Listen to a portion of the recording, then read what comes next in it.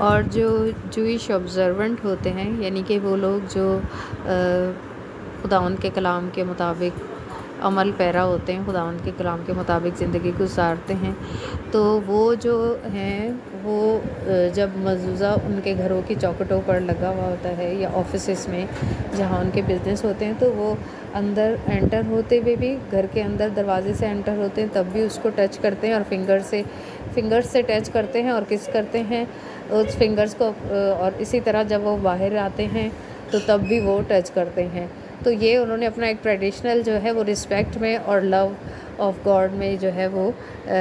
یہ وہ جو ہے اپنا ٹریڈیشنل جو ہے اس کو پرفارم کرتے ہیں۔ تو یہ بات ہے۔ اب ہم نیکسٹ دیکھتے ہیں کہ نیکسٹ اس کی کیا امپورٹنٹ بات ہے۔ اور پھر جو یہ پارچمنٹ ہوتا ہے، اس کو مختلف قسم کے یا ڈیزائن کے کنٹینرز میں جو ہے وہ ڈال کے، جیسا کہ تصویر میں شو ہے، اس میں اس کو اس میں رکھ کے، اور اکثر جو ہے اس کے اوپر کنٹینر کے اوپر لکھا ہوتا ہے شن، ٹھیک ہے، شن جو ہے جو کہ یہ خداوند کے نام کو ظاہر کرتا ہے، یعنی کہ اس کا مطلب ہے الشدائے یا آل مائٹی گاڈ، صحیح ہے، وہ اس کو ظاہر کرتا ہے۔ اور شن کو ہم کیسے لکھتے ہیں؟ شن اور دالت اور ید، یہ تین الفاظ سے مل کے شن کا الفاظ بنتا ہے، اور پھر اس کا مطلب ہوتا ہے شمور دلود اسرائیل، یعنی keeper of the door of Israel, یعنی کہ اسرائیل کے دروازوں کی حفاظت کرنے والا، ٹھیک ہے۔ یہ جو یہودی لوگ ہیں، اسرائیلی لوگ ہیں، یہ اپنی اسی طرح چوکھٹوں پر گھروں کی لگاتے ہیں، اور یہ ان کے لیے ایک گواہی ہوتی ہے کہ اس گھر میں جو رہنے والے لوگ ہیں وہ خداوند کو رسپیکٹ دیتے ہیں، خداوند کو آنر دیتے ہیں، جیسا کہ ہم کلام مقدس میں دیکھتے ہیں کہ یشوع نے کیا کہا کہ اگر میرے اور میرے گھرانے کی بات ہے تو ہم تو اپنے خداوند کی ہی پرستش کریں گے، ہم اپنے خداوند کو ہی سرو کریں گے۔ استثنا کی کتاب، اس کا 6 باب، اس کی 4 سے 9 آیت، خداوند کے کلام میں یوں لکھا ہے: سن اے اسرائیل، خداوند ہمارا خدا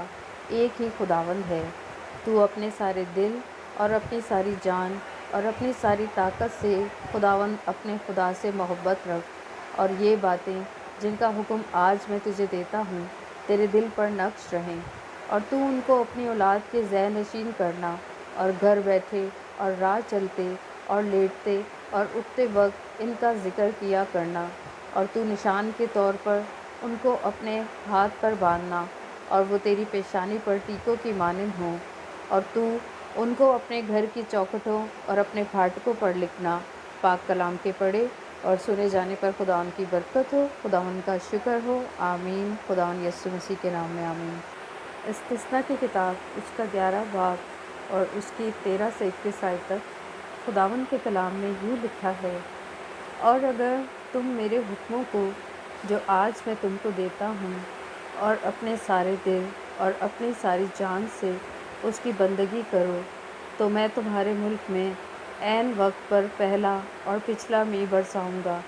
تاکہ تو اپنا غلہ اور میں اور تیل جمع کر سکے، اور میں تیرے چوپاؤں کے لیے میدان میں گھاس پیدا کروں گا، اور تو کھائے گا اور سیر ہوگا۔ سو تم خبردار رہنا، تا ایسا نہ ہو کہ تمہارے دل دھوکہ کھائیں اور تم بہک کر اور معبودوں کی عبادت اور پرستش کرنے لگو، اور خداوند کا غضب تم پر بھڑکے اور وہ آسمان کو بند کر دے تاکہ می نہ برسے اور زمین میں کچھ پیداوار نہ ہو، اور تم اس اچھے ملک سے جو خداوند تم کو دیتا ہے